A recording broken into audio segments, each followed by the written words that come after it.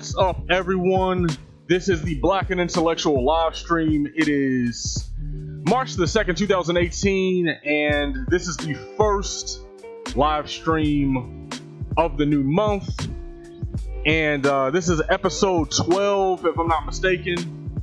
And I wasn't able to get started at 12 o'clock, but I am here now.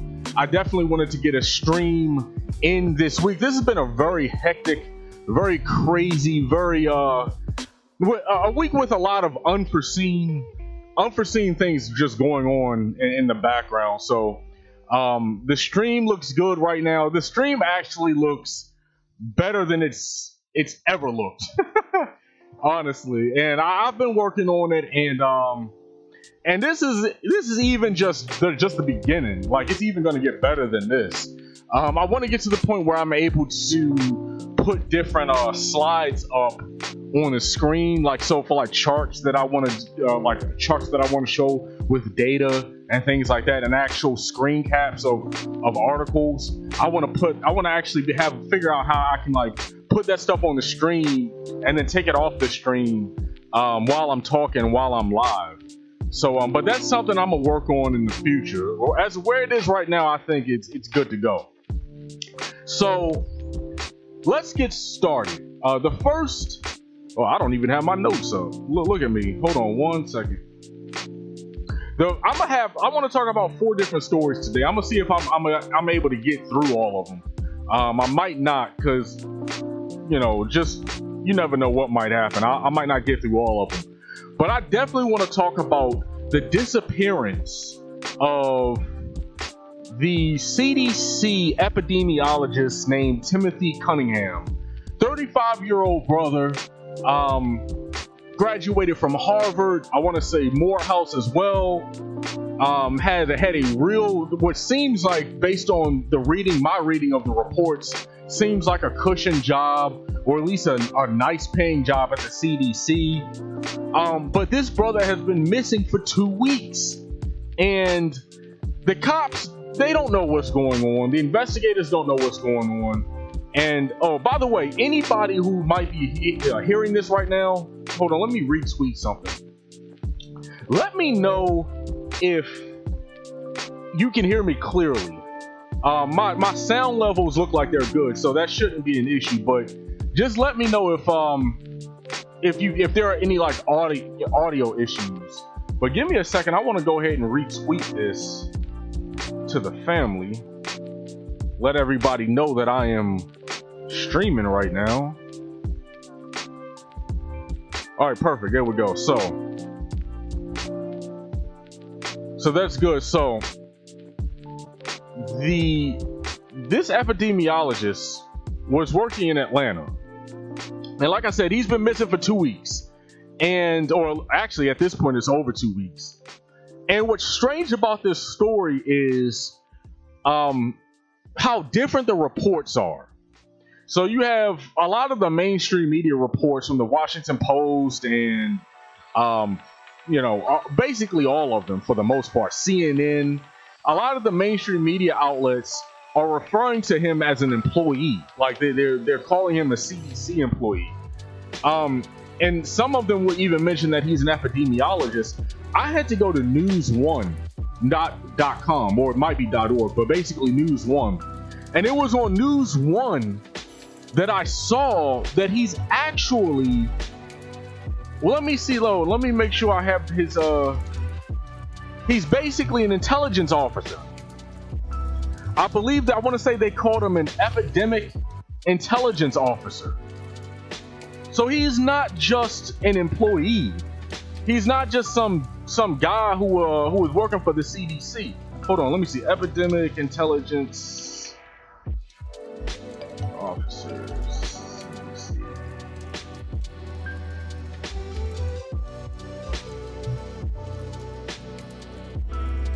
Hold on one second.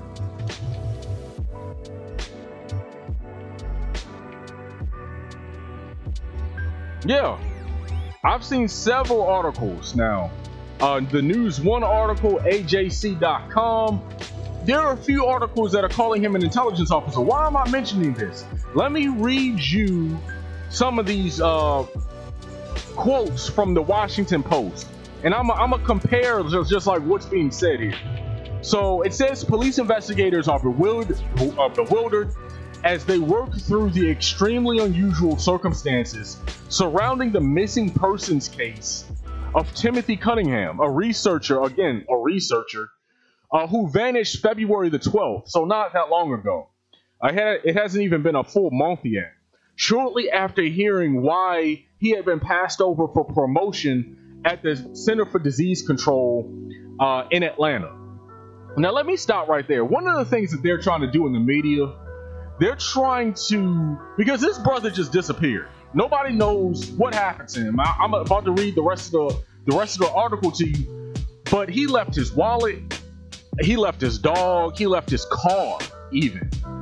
Okay, and he just left work because he said he was feeling ill. He was feeling sick. Okay, now this guy works with not infectious diseases, so not like Ebola or Zika or the flu, because a lot of people have been trying to make it seem like, oh, he was blowing the whistle about the flu epidemic. I haven't come across anything that verifies that. But so according to the articles and according to the investigators, this brother was a chronic epidemiologist. So he didn't work with infectious diseases. He worked with diseases like diabetes, arthritis, asthma, heart disease, HIV, not infectious diseases. So that is a level of context that I want to add to this. Okay, but they're trying to make it seem like this brother had how can I word it? That he disappeared because he didn't get promoted. So they're trying to make it seem like there might be some sort of emotional or mental collapse that he had or something of that nature, and so he just dropped off the face of the earth. I just find that a little unbelievable. I mean, anything is possible, but I just personally find it a little unbelievable.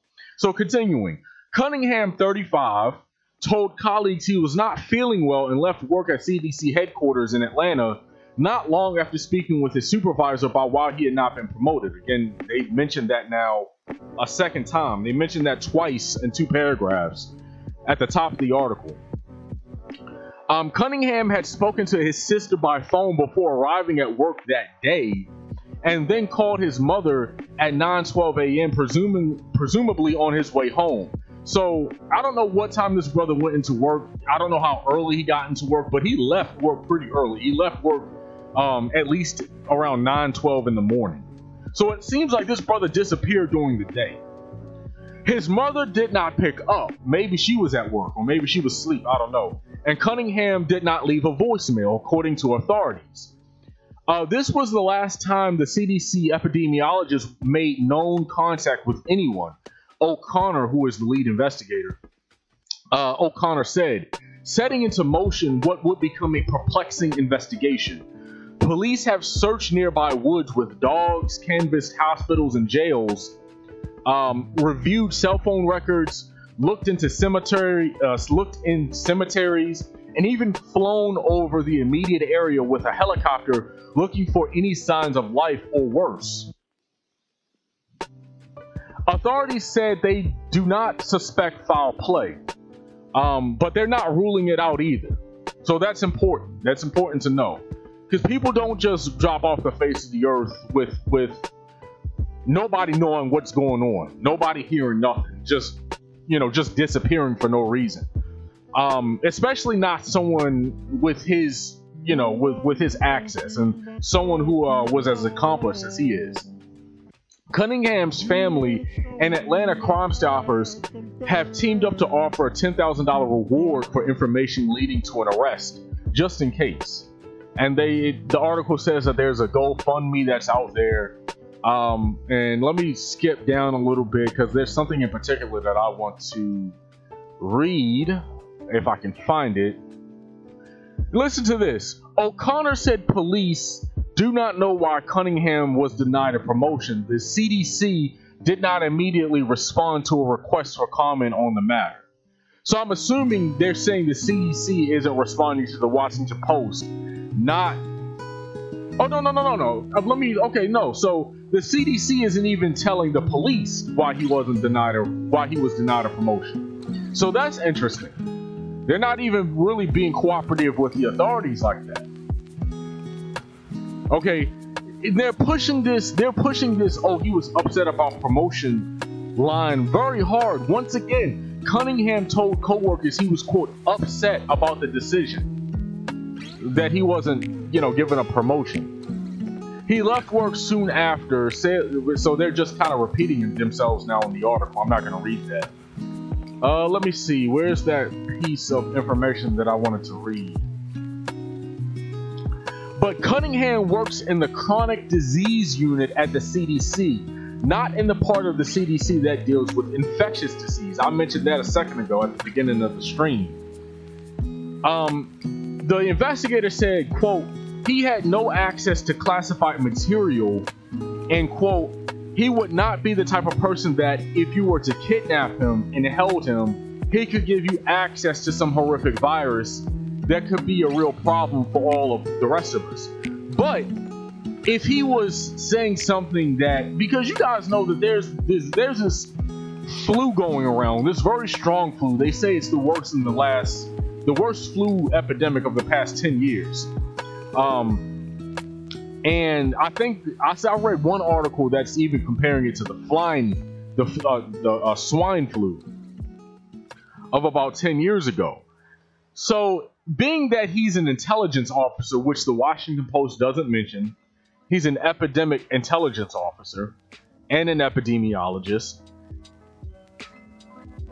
Saying that he has no access to classified material sounds very sketchy. Because if he was an intelligence officer working for the CDC and he specialized in outbreaks and epidemics, the idea that he wouldn't have access to classified material just sounds a little fishy. It sounds a little suspect. Because you would think that given his position, given his job title, you would think he would definitely have access to classified material. So that sounds very funny right there. Because if they wanted to, I don't know, and this is my speculation. This isn't something that I've read. This isn't something that I've verified. But if this is a situation where they needed to shut him up for whatever reason, okay, they might not necessarily be, if he was kidnapped, okay, they might not have kidnapped him because they might want a virus from him, or they might want to get something from him so they could use against the population.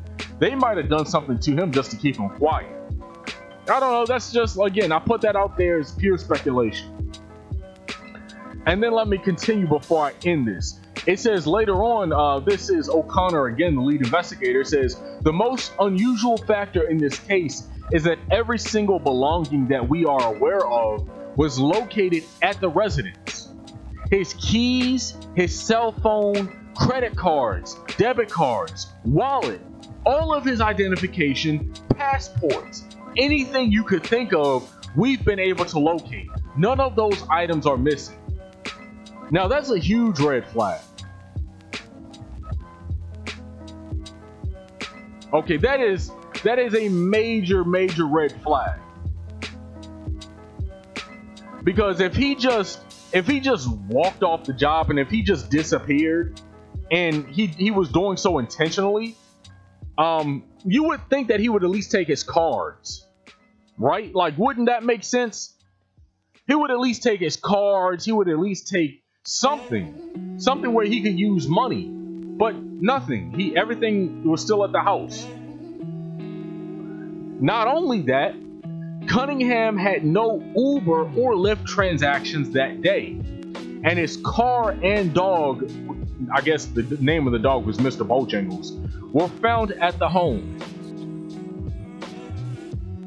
Okay, so he didn't get picked up by Uber or Lyft, so, that's ruled out. I'm assuming he doesn't have another car because it doesn't say as much in the article itself. So where did he go? Somebody had to pick this dude up. And they said there's no evidence of foul play. So there's something very, very strange to this story.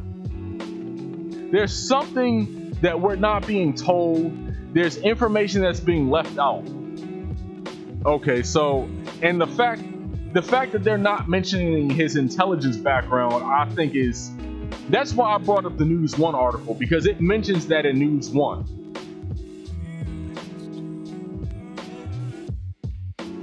Okay. It specifically labels him an epidemic intelligence officer.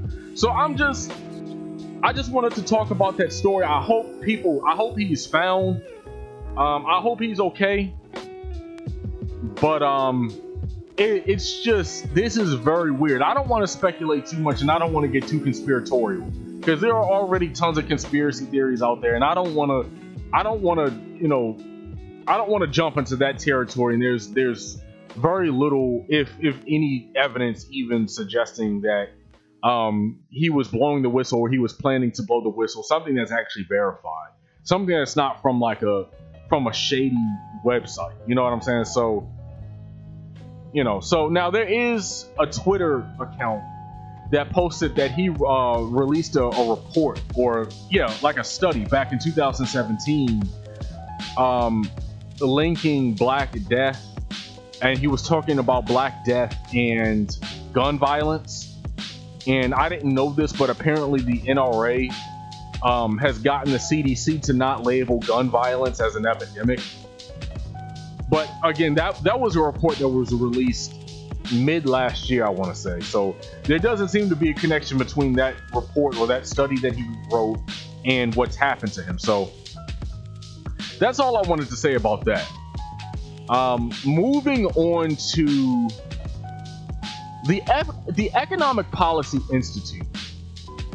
Okay, I wanted to talk about this on my last live stream, but my live stream was acting really funky, so it's a lot better today.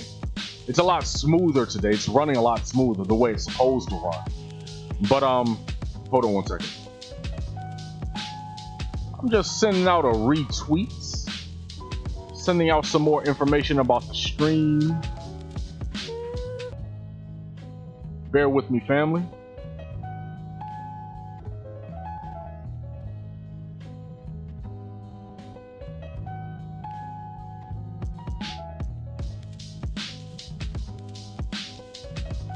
Hold on one second.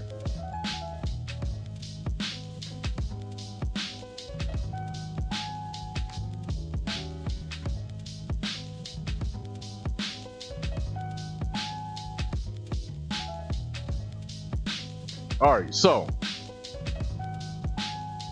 the Economic Policy Institute. Let me read this article from the Associated Press. Okay, this was written on February the 28th. The title of the report, and the links for all of these reports and all of these articles and things like that, is in the description box for the YouTube video of this live stream. Okay, if you want to follow along, if you're listening to the replay and you want to read the article in the future yourself. Inequality remains 50 years after the Kerner report. Barriers to equality are posing threats to democracy in the United States as the country remains segregated along racial lines and child poverty worsens, says a study examining the nation 50 years after the release of the landmark 1968 Kerner report. I was talking about the Kerner report yesterday on my Twitter account. The new report released Tuesday blames U.S. policymakers and elected officials, saying they're not doing enough to heed the warning on deepening poverty and inequality as highlighted by the Kerner Commission half a century ago, and it lists a number of areas where the country has seen a, quote, lack of or reversal of progress.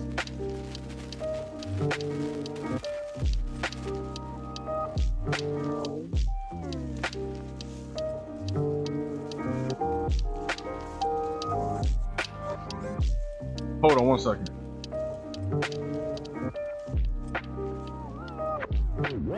Man, people are always trying to call me when I'm live streaming. Hold on. Hold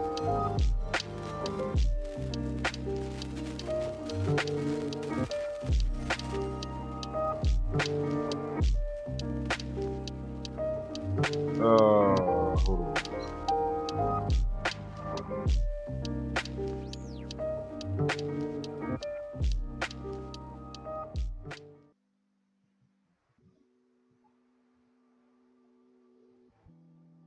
Okay, so let me read this report to you. This is from the Economic Policy Institute. Now, I read the first couple paragraphs of the AP article, but most importantly, I want to read the actual report to you. The title of the report is 50 Years After the Kerner Commission. African Americans are better off in many ways, but are still disadvantaged by racial inequality. Surprise, surprise, not really. The year 1968 was a watershed in American history and Black America's ongoing fight for equality. In April of that year, Martin Luther King was assassinated in Memphis, and riots broke out in cities around the country. Rising against this tragedy, the Civil Rights Act of 1968 outlawing housing discrimination was signed into law. Tommy Smith and John Carlos raised their fists in a Black Power salute as they received their medals at the 1968 Summer Olympics in Mexico City. And then it mentioned some other people. The same year, the National Advisory Commission on Civil Disorders, better known as the Kerner Commission, delivered a report to President Johnson examining the causes of civil unrest in the African American communities. Let me stop right there for a second. How about you don't assassinate our leaders? Let's start with that first and foremost. How about you don't cover up for police violence and police murdering of civilians? That's a start. But continuing with the report itself, the study. The report named white racism, quote unquote, leading to, quote, pervasive discrimination in employment, education, and housing as the culprit. And the report's authors called for a commitment to the realization of common opportunities for all within a single society, a single racially undivided society. The Kerner Commission report pulled together a number of comprehensive arrays of data to assess the specific economic and social inequalities confronting African Americans in 1968. Where do we stand in society today? In this brief report, we compare the state of Black workers and their families in 1968 with the circumstances of their descendants today, 50 years after the Kerner report was released. We find both good news and bad news. While African Americans are in many ways better off in absolute terms than they were in 1968, they are still disadvantaged in important ways relative to whites. So, what ways are we referring to? Let's find out. Following are some of the key findings. African Americans today are much better educated than they were in 1968, but still lag behind whites in overall educational attainment. More than 90% of younger African Americans aged 25 to 29 have graduated from high school compared to just over half in 1968. Okay, which means they've closed the gap with white high school graduate rates. They are also more than twice as likely to have a college degree as in 1968.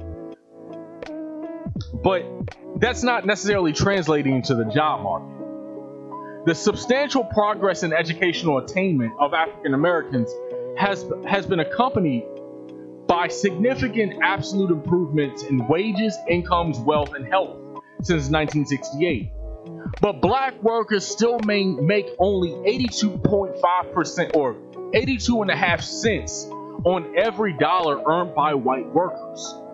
African Americans are 2.5 times as likely to be in poverty as whites, and the median white family has almost 10 times as much wealth as the median Black family. Check this out. With respect to home ownership, unemployment, and incarceration, America has failed to deliver any progress for African Americans over the past 5 decades. Let me repeat that. With respect to home ownership, unemployment, and incarceration, America has failed to deliver any progress for African Americans over the last 5 decades. Damn.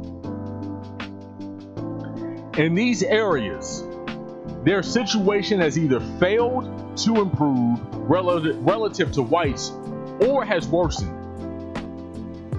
In 2017, the black unemployment rate was 7.5%, up from 6.7% in 1968, and it's still roughly twice the white unemployment rate. In 2015, the black home ownership rate was just over 40%, virtually unchanged since 1968, and trailing a full 30 points behind the white home ownership rate, which saw modest gains over the same period. And the share of African Americans in prison or jail almost tripled between 1968 and 2016, and is currently more than 6 times the rate of whites. We already know that, though, because we already know about the drug war and mass incarceration. So the report breaks down even further the educational attainment numbers, the unemployment numbers, the wages and income, the hourly wages, the household income and the poverty rates, the family wealth, the health. So infant mortality is improved, or has improved incredibly over the past 50 years. Okay, but the incarceration numbers are abysmal. And that's completely instigated by the United States government because of policies, anti-black policies that get passed in this country.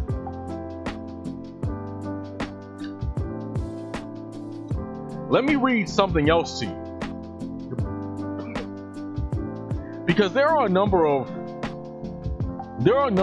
articles that have been written, a number of studies that have been done, and you don't see anyone in the media talking about this. This is not getting a lot of coverage.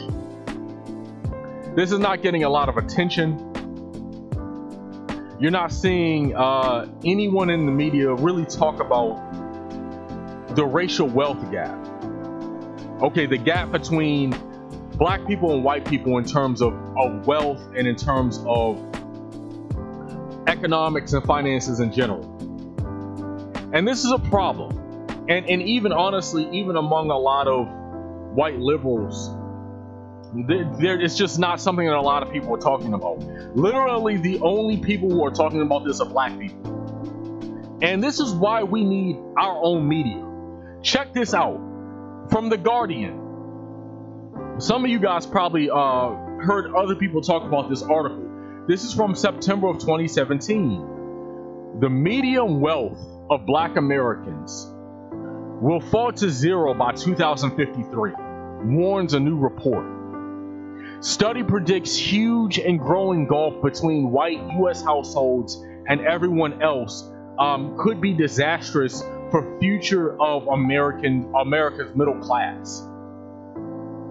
Did you see this on CNN? Did you see this on MSNBC? Let's not even talk about Fox News. You wouldn't see this on Fox News. Where else have you seen this? Where else have you seen the study from the Economic Policy Institute about the crisis in black America? I haven't seen it. They ignore these studies. They ignore these stories, and they ignore these studies because, unfortunately, black life is not viewed as favorably and as positively as white life. It's why white students, and I'm glad they're doing this. I'm supportive of what they're doing, but it's why white students can protest the shooting in Florida in Parkland, and they get wall-to-wall coverage and positive coverage, glowing coverage. The only people really attacking them are the right-wingers, the sycophants and the gun nuts, okay, among the conservatives. But most rational people, most sensible people are supporting what they're doing. Even if you don't necessarily agree with gun control, the polling data is conclusive. An overwhelming number of people support tighter restrictions on guns. Okay, whether it's background checks or whether it's, some sort of incentive for allowing people to turn in their guns. Most people want change. Okay, but it's why you can hear It's why they can protest and they're not vilified and they're not attacked. Okay, by the media mostly. I'm not talking about the right, I'm talking about the media. Okay, but stuff like this, stories like this about the wealth of black Americans falling to zero by 2053, you don't hear that. You don't hear about, it says, the study says, growing up in the, well, not the study, but the Guardian article, growing up in the projects of Baltimore in the 1980s, things like savings accounts, stocks, and bonds were completely foreign to most people. Asked if her parents could have passed along some money to help her buy a car, go to school, or put into a house, she couldn't help but chuckle. Okay. Further down, it says, according to the study by the Prosperity Now and the Institute for Policy Studies, quote, by 2020, median black and Latino households stand to lose nearly 18% and 12% of their wealth, or the wealth that they held in 2013 respectively, while median white household wealth increases by 3%. Wow. Median white household wealth will increase by 3%. Black and Latino household wealth will drop by 18% and 12% respectively by 2020. Continuing, with the U.S. set to become a majority-minority nation by 2044, researchers say this spells major economic peril for the nation. If the racial wealth divide continues to accelerate, the economic conditions of black and Latino households will have an increasingly adverse impact on the economy writ large, because the majority of U.S. households will no longer have enough wealth to stake their claim in the middle class.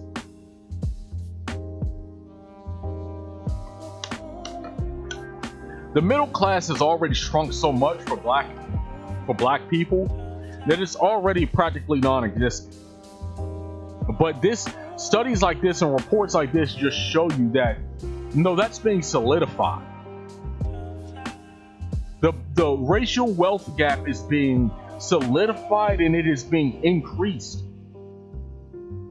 A lot of people heard about the Nation article, also from last year, or might have been 2016. I don't have it up right in front of me, saying that it would take 223 years, if I'm not mistaken, for the racial wealth gap between black families and white families to decrease.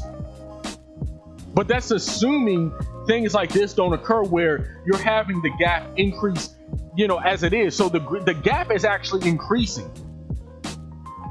So that 223 year number that the Nation article was referring to in the article that they wrote about, that's assuming everybody stays stagnant, or that's assuming white families don't increase in wealth, but black families increase. And that's not happening right now. We have to get real about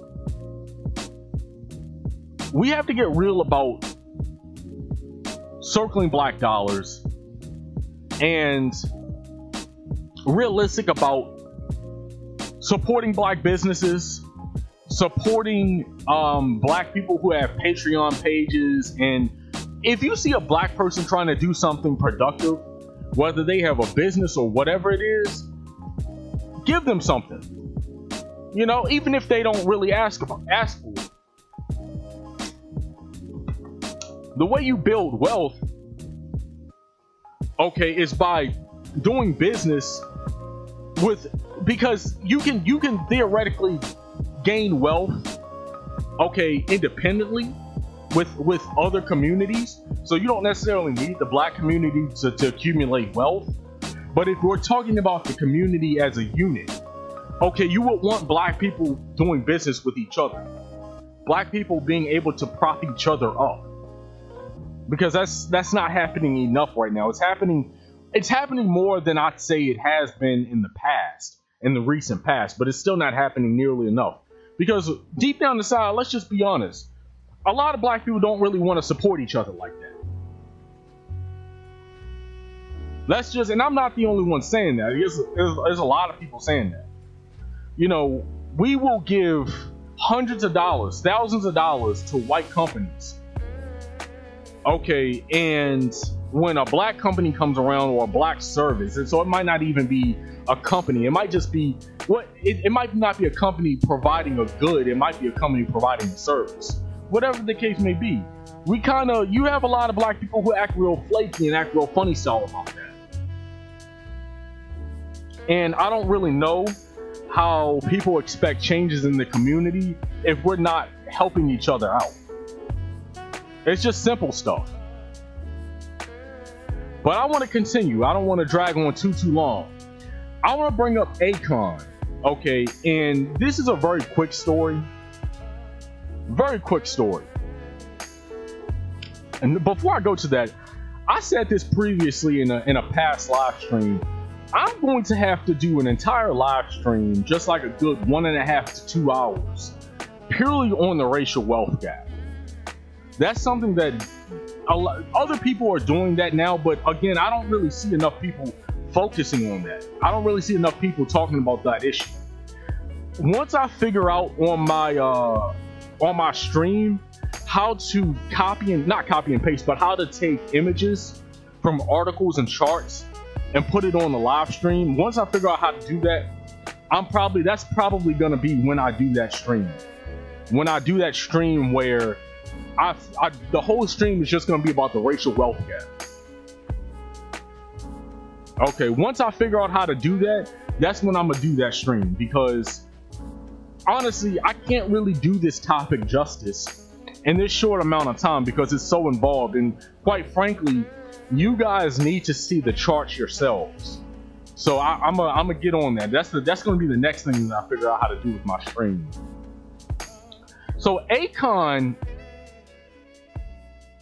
approached the Trump administration. For those of you who don't know, you might be wondering you might not be wondering where Akon has been. I don't know, but you know, a lot of people know Akon because of his music, but he hasn't been in the music game recently like that, because he actually started a business, I want to say in like 2015.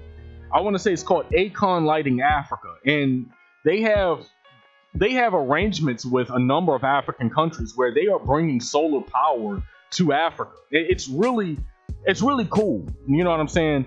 And he heard about what was going on in Puerto Rico, and he told TMZ, this is from the Huffington Post, because the Huffington Post wrote the article about TMZ. I guess TMZ tracked down Akon at an airport, and they were asking him about the shithole comments that Trump made about Africa and Haiti. And he just basically like laughed it off and said no comment. Because how are you going to respond to that without being incendiary? I'm sure a lot of people are incendiary off camera, especially like celebrities, but nobody really wants to put their neck out there publicly like that. But he said that he had a strategy through his company to provide electricity and power to Puerto Rico within a month, and that it was rejected. That shows you right there that the Trump administration, they don't give a damn about the Puerto Ricans. Now, it has been 164 days. 164 days since Puerto Rico had 100% power. As of February 26, 84% of Puerto Rico's power making capacity has been restored. Okay, that's according to PBS NewsHour, but that still leaves hundreds of thousands of people in the dark. And the thing they're not really telling people is that it's not just the power. You know what I'm saying? The power is very important because people need power. But it's not just the power, it's about reconstruction. It's about all of the damage that's been done in that area. Like that whole thing is crazy what's being done, or what the lack of what's being done. And then a lot of people heard about that story, about that little corruption story about Whitefish, I think it was called Whitefish. The company that didn't do a thing. They just took a bunch of money from people. Hold on one second. I'm reading some articles.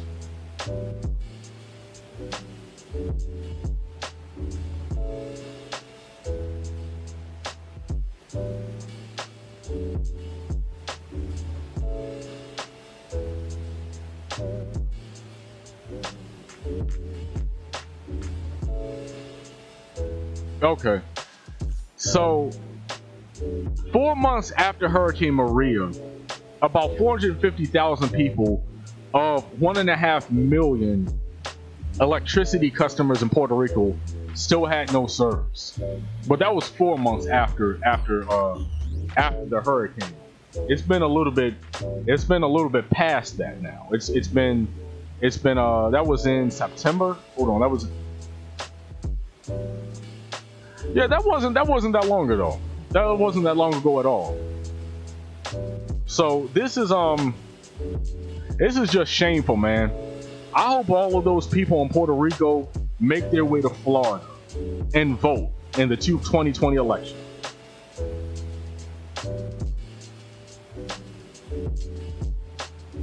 Okay, the people who are able to, the people who are eligible, that's what needs to happen.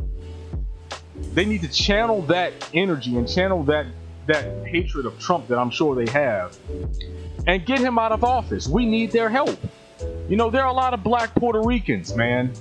Not to say that I don't care about the non-black ones. I'm just saying, you know, white supremacy is affecting everybody, and something that really gets on my nerves about the discussion around other groups of people is how divisive people are getting when it comes to certain topics. Hold on one second.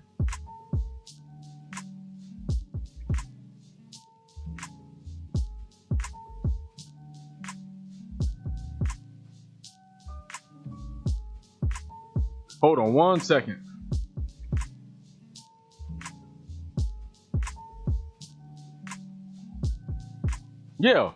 Yeah, so the Trump administration, they don't care about any non-whites. This is the most blatantly nativist administration we have had in decades in this country. It's certainly since I've been following politics and in my lifetime. Okay, this is some old school racism. So let's continue. I just wanted to bring that up because people need to know that Puerto Ricans are in the dark because the Trump administration, at this point, we have to be honest, they want them in the dark. They want to punish them. They want to get back at them. You have the mayor, I want to say, down there in San Juan, who has been talking to all kinds of junk about Trump. They don't like them, and if this were happening in any other region, okay, especially stateside in America, this wouldn't be happening. This would have been solved a long time ago. You have a man who has a company who has brought power to 14 African countries. Okay, his company can put up solar street lamps, micro generators, charging stations, home kits, all of it. And it's just not happening. So understand, anybody who's dying from this, and that's something else they're not talking about. They're not talking about people who are dying because of the negligence of the Trump administration. That blood is on their hands. But I'm going to continue. I'm going to continue with the next story. So the last thing I wanted to speak on, most people haven't heard about the Namibian genocide. This is some real treacherous, evil stuff. I was about to curse, but this is some really evil stuff that happened, and it was really a precursor to the Holocaust. A lot of people, everybody knows about the Holocaust. Most people don't know about what happened in Namibia in 1904, 1905. It's considered the first genocide of the 20th century. The Namibian people are suing the German government for reparations. And a U.S. court, and I saw this on Atlanta Black Star, okay, a U.S. court is hearing the reparations lawsuit against the German government over this colonial era genocide. Okay. It was carried out by the German Empire in what was known then, before it was called Namibia, it was known as the German South or German Southwest Africa. Okay, it was a colony. And the German Empire had this colony from 1884 to 1915. So after World War I, the British Empire basically took the colony over and they claimed it for themselves. Do y'all know Namibia? I didn't know this until I looked it up. Namibia didn't gain independence until 1990. Like 19 effing 90.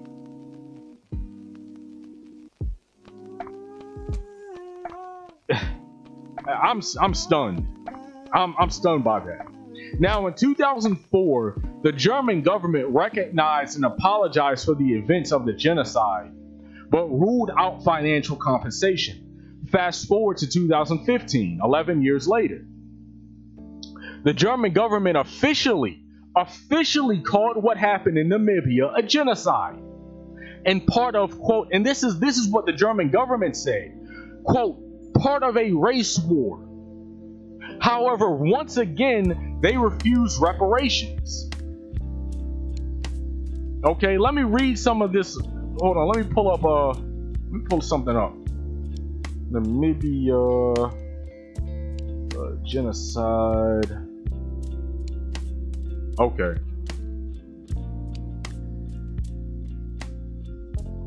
Now the complaint is part of a class action lawsuit.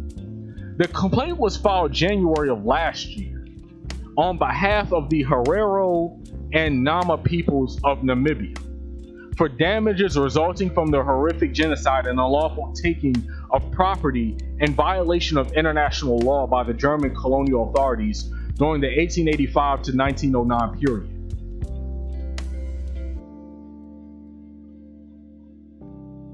Okay.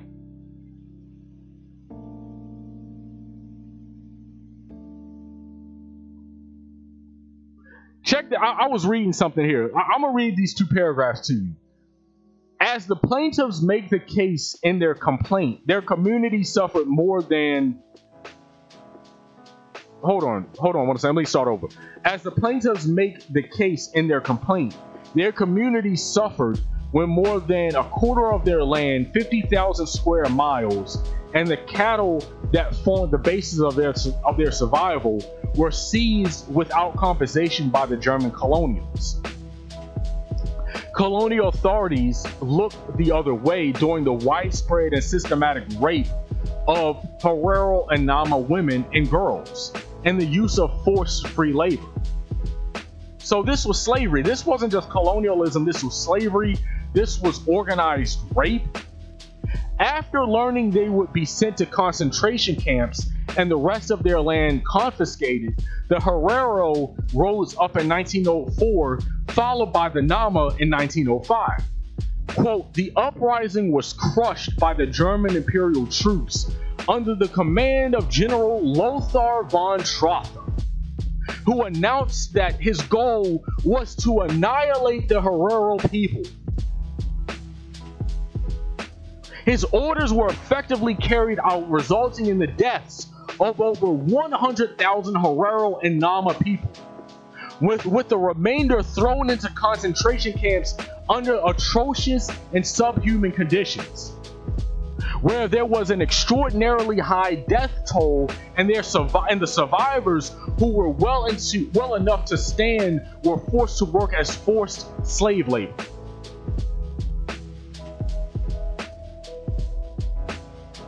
I don't even want to read the rest of this. Like this shit is pissing me off. This is the devilry. Like I don't know how else to describe it. Like this is some evil stuff. Like you have to be some of the most evil, sickest people on the planet to do something like this.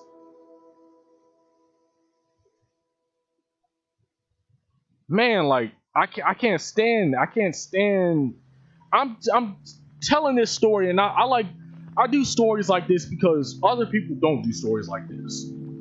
Okay, and I like to talk about history. History is important, right? And what's been done to us, and I say us because, you know, we share blood with African people.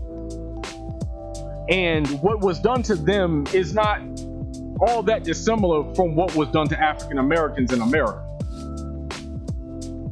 Okay? Now, I said earlier that there's a direct line that connects the Herero genocide to the Holocaust. You had literally the same people who participated in the Namibian genocide. They would end up training the people who would carry out the Holocaust. These were white supremacists. These were Nazis at their worst.